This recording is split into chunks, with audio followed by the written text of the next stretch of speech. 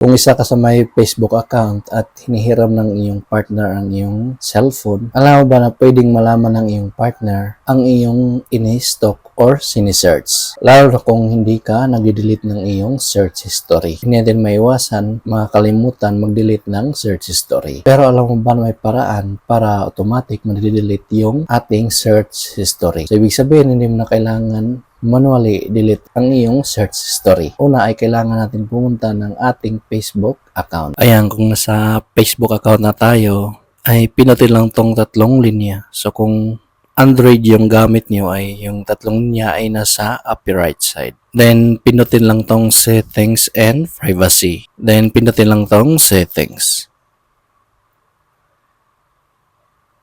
Under sa account center, pinutin lang tong see more in account center.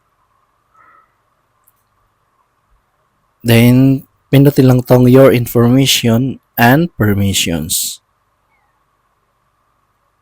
Then, pinutin lang tong search history. Pinutin lang tong keep searches for.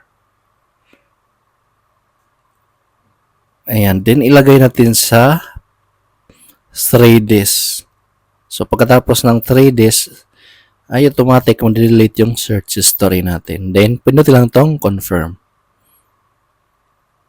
Ganun lang kadali.